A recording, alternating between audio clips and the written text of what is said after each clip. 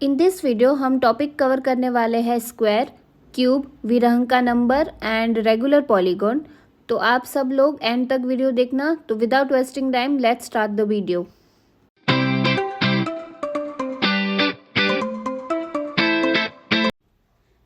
Square कैसे निकालते हैं उसके बारे में देखते हैं। तो ऑलरेडी बहुत से बच्चों को पता ही होगा कि स्क्वायर कैसे निकालते हैं। जिन बच्चों को नहीं पता उनके लिए मैं बता दूं कि स्क्वायर कैसे निकालते हैं। तो आओ देखते हैं। जैसे कि कोई भी डिजिट को हम वही डिजिट के साथ जब मल्टीप्लाई करते हैं और फिर जो आंसर मिलता है उसे कहते हैं स्क्वायर। लेट्स अज्यूम कि यहाँ पे हम नंबर ले रहे हैं 3 को सेम डिजिट के साथ मतलब 3 के साथ जब हम मल्टीप्लाई करेंगे फिर जो आंसर आएगा उसको स्क्वायर कहेंगे। जैसे कि 3 3 क्या हो जाएगा, हमारा आंसर हो जाएगा 9। तो 9 क्या है, 3 का स्क्वायर है। और एक एग्जाम्पल देखते हैं। जैसे कि हमें 5 का स्क्वायर निकालना हो तो 5 को हमें 5 के साथ ही मल्टीप्लाई करना पड़ेगा। तो आंसर क्या आएगा, 5 5 25। तो 25 हमारा हो जाएगा स्क्वायर ऑफ 5। आई होप कि आप लोगों को स्क्वायर समझ में आ गया होगा। अभी हम दूसरा टॉपिक देखते हैं। नेक्स्ट टॉपिक है क्यूब। क्यूब ढूंढने के लिए हमें क्या करना पड़ेगा, कोई भी डिजिट को हमें सेम डिजिट के साथ 2 बार जब हम मल्टीप्लाई करेंगे और फिर जो आंसर आएगा उसे कहेंगे क्यूब। मान लो कि हम डिजिट ले रहे हैं 3, तो 3 को हम और 2 बार लिखेंगे और फिर मल्टीप्लाई करेंगे। तो 3 3 क्या हो जाएगा, 9, और 9 3 27। तो 27 क्या है, हमारा 3 का क्यूब है। Let's look at the another question. जैसे कि 2 का हमें क्यूब निकालना हो तो 2 को हम सेम डिजिट के साथ 2 बार हम मल्टीप्लाई करेंगे, फिर जो आंसर होगा वो क्यूब हो जाएगा। तो जैसे कि 2 को 2 से किया तो 2 2 4 हो गया। अभी 4 2 क्या हो जाएगा, 8। तो 8 क्या है, हमारा 2 का क्यूब। नाउ 4 का हमें क्यूब निकालना है। तो क्यूब निकालना है इसलिए हम 3 टाइम लिखेंगे और बीच में हम साइन डाल देंगे मल्टीप्लिकेशन की। आप सबको याद रखना है, जब भी क्यूब निकालना हो तब जिसका निकाल रहे हो उसको 3 टाइम्स लिखा जाता है और स्क्वायर निकाल रहे हो तो उसको 2 टाइम लिखा जाता है। तो 4 का क्यूब कैसे निकलेगा, तो सबसे पहले 4 4 हम इसको सॉल्व करेंगे तो क्या हो जाएगा, 16। 4 4 16। अभी 16 को किसके साथ करना है, 4 के साथ करना है। तो 16 4 क्या हो जाता है, 64। 64 हो जाएगा 4 का क्यूब। सारे बच्चों को क्यूब का कॉन्सेप्ट क्लियर हो गया होगा। तो मैं चाहती हूँ कि आप सब लोग 8 और 9 का क्यूब निकाल के सॉल्व करके आप कमेंट में लिख दो। नेक्स्ट टॉपिक है हमारा विरहंक का नंबर। विरहंक का नंबर को फिबोनाची नंबर भी कहा जाता है। विरहंक का नंबर का इन्वेंशन हमारे एंशिएंट मैथमेटिशियन विरहंका ने किया था। Later same mathematic sequence Italian mathematician Leonardo Fibonacci ने अराउंड 13th सेंचुरी में इंट्रोड्यूस किया था, जो फिबोनाची नंबर के नाम से यूरोप में फेमस हुआ और जिसकी वजह से विरहंक का नंबर को फिबोनाची नंबर भी कहा जाता है।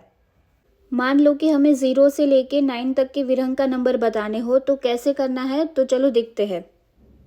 यहाँ पे हम 0 से लेके 8 तक के हम सारे विरहंक का नंबर और या फिर हम उसे फिबोनाची नंबर भी कह सकते हैं तो वो ढूंढने वाले हैं। तो ध्यान से देखो बच्चों, यहाँ पे जैसे कि 0 का ढूंढना है तो 0 का हमेशा याद ही रखना है कि 0 का फिबोनाची नंबर 0 ही होता है और 1 का भी फिबोनाची नंबर या फिर विरहंक का नंबर सेम ही होता है 1। यहाँ पे 0 के सामने भी 0 लिख देंगे और 1 के सामने भी उसका विरहंक का नंबर 1 लिख देंगे। अभी हमें 2 का विरहंक का नंबर ढूंढना है। तो 2 का विरहंक का नंबर ढूंढने के लिए मैं आपको एक मज़ेदार सी ट्रिक बताती हूँ। तो चलो आओ देखते हैं। मान लो कि हमारे 2 बेस्ट फ्रेंड्स हैं, एक का नाम है चंगू एंड दूसरे का नाम है मंगू। और चंगू और मंगू जब भी हम जहाँ पे भी होंगे तो हमारे पीछे पीछे दोनों आएंगे। तो जैसे कि हम 2 पे है तो हमारे पीछे हमारे बेस्ट फ्रेंड्स होंगे 0 एंड 1 पे। तो बेसिकली हमें करना क्या है, जहाँ पे हमारे दोनों बेस्ट फ्रेंड्स होंगे वो दोनों डिजिट को हमें क्या कर देना है, ऐड कर देना है। जैसे कि 0 एंड 1 को हम ऐड करेंगे, 2 का विरहंक का नंबर हो जाएगा 1। अगला हमें ढूंढना है 3 का विरहंक का नंबर। 3 का विरहंक का नंबर ढूंढने के लिए हमारे जो दोनों बेस्ट फ्रेंड है चंगू एंड मंगू, वो दोनों है 1 एंड 1 डिजिट पे, हमारे एग्जिट पीछे। तो इन दोनों डिजिट को हमें बेसिकली ऐड करना है। तो 1 + 1 क्या हो जाएगा, 2। तो 2 हमारा क्या है, विरहंक का नंबर 3। देन हमें 4 का विरहंक का नंबर बताना है। तो 4 का विरहंक का नंबर बताने के लिए जो हमारे एग्जिट ऊपर लास्ट 2 डिजिट होंगे उनको हम ऐड कर देंगे। 1 + 2 क्या हो जाएगा, 3। तो 4 का विरहंक का नंबर है 3। अभी देखो बच्चों, यहाँ पे हमने 4 तक का ढूंढ लिया, अभी हमें 5 का ढूंढना है। तो 5 का विरंग का नंबर ढूंढने के लिए हमारे जो 2 लास्ट डिजिट हो जाएंगे 3 एंड 2, ये दोनों नंबर को हम ऐड करेंगे तो हमें 5 का विरंग का नंबर मिल जाएगा। तो 3 + 2 हो जाएगा हमारा 5। तो 5 का विरंग का नंबर है 5। देखो अब 6 का ढूंढने के लिए हमारे दोनों लास्ट डिजिट कौन से हो जाएंगे, 5 एंड 3 हो जाएंगे। तो 5 एंड 3 को हम ऐड करेंगे तो आंसर हो जाएगा 8। 6 का विरंग का नंबर हो जाएगा 8। देन हमें 7 का विरंग का नंबर बताना है। तो 7 का विरंग का नंबर बताने के लिए लास्ट जो 2 डिजिट है उसको हमें ऐड करना पड़ेगा। तो 8 एंड 5 हमारे लास्ट 2 डिजिट है, तो उसको ऐड करेंगे तो हमारा आंसर हो जाएगा 13। नाउ हम 8 पे है, तो हमारे लास्ट 2 डिजिट हो जाएंगे 13 एंड 8। इन दोनों को हम ऐड करेंगे तो हमारा आंसर हो जाएगा 21।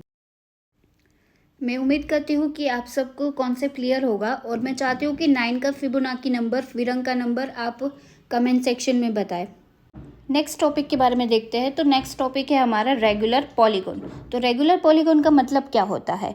तो रेगुलर पॉलीगॉन का मतलब होता है कि कोई ऐसा शेप की जिसकी इक्वल लेंथ हो, इक्वल एंगल्स हो एंड उसके कॉर्नर भी सेम दिखते हो, तो उसे कहते हैं regular polygon.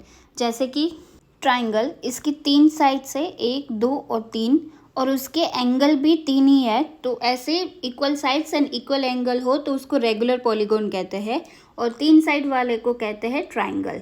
Then next quadrilateral, जिसमें 4 साइड्स होती है, 1, 2, 3 एंड 4, और चारों की चारों साइड्स क्या होती है, इक्वल, और उसके साथ उसके जो एंगल्स होते हैं 1, 2, 3 और 4, चारों एंगल क्या होते हैं, सेम होते हैं, तो उसे कहते हैं क्वाड्रिलेटरल।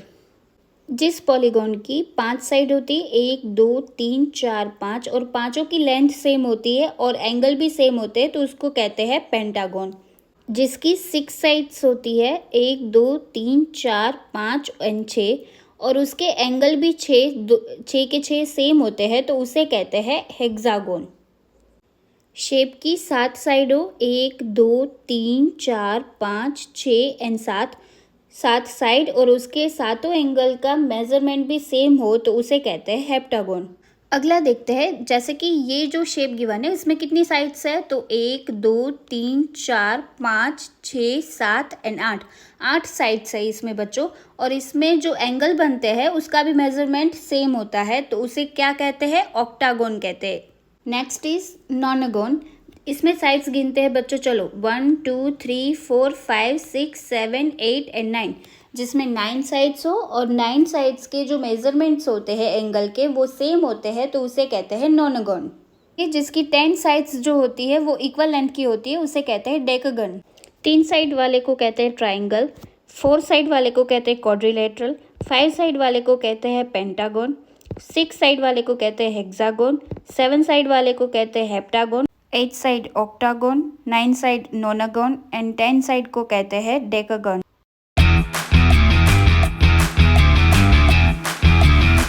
बस इसके साथ हमारे आज के टॉपिक खत्म होते हैं, जो बहुत इजी थे, आपको समझ में आ गए होंगे। तो यही टॉपिक के रिलेटेड मैं आपको प्रैक्टिस करने के लिए कुछ क्वेश्चन देने वाली हूँ। जो हमारे क्वेश्चन है, first you need to find squares, easy peasy, right?